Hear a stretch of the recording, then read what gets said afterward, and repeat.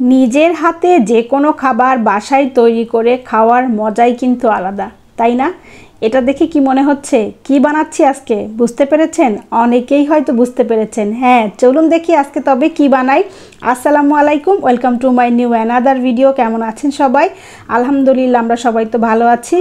যখন ফুচকা ভাজতেছি এখনই তো বুঝে গেছেন আজকে বাসায় ফুচকা রেডি হচ্ছে সবার জন্য।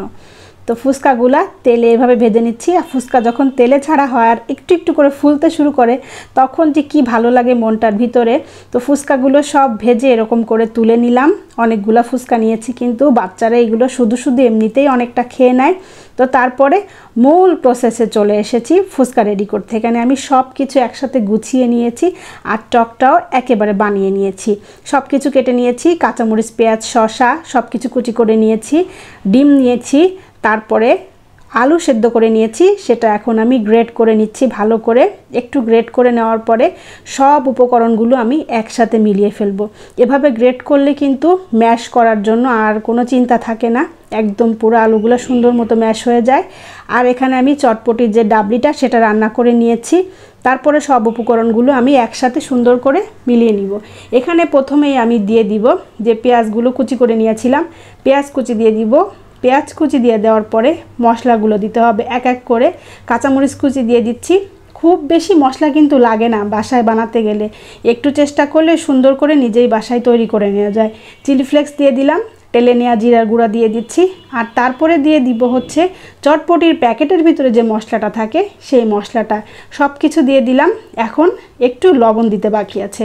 আগে মশলাগুলো ভালো করে মিলিয়ে নিই, তারপরে আমি লবণটা অ্যাড করে দিব।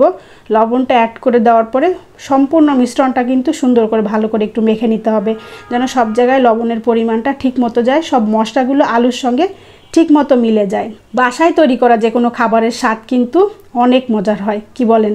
আর সেটা অনেক স্বাস্থ্যসম্মতও হয়। বাইরের টকটা কেমন থাকে, ফুচকাগুলো কেমন তেলে ভাজা থাকে, এসব চিন্তা করতে করতেই তো আমাদের বাইরের খাওয়াটা তখন বন্ধ হয়ে যায়। তো বাসায় যদি একটু কষ্ট করে নিজেরা বানিয়ে নেওয়া যায় তাহলে কিন্তু সেই খাবারটা ভীষণ মজার হয় আর স্বাস্থ্যসম্মত হয়, কি বলেন? তাই না?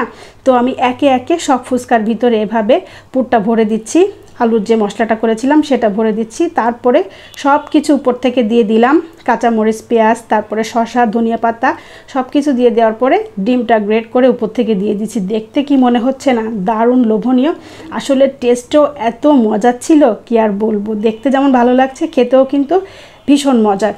তো এক এক করে এখন সবাই খাবে আর রিভিউ দেবে। প্রথমে আমার ছেলেকে দিলাম, তো আমার ছেলে খেয়ে বলুক কেমন হয়েছে। তো তার ফুচকা এত পছন্দ, বাইরে গেলে তো সে 2 প্লেট ফুচকা খেয়ে নিতে পারে, আর বাসায় খেয়েও তার ভীষণ ভালো লেগেছে, অনেক পছন্দ করেছে।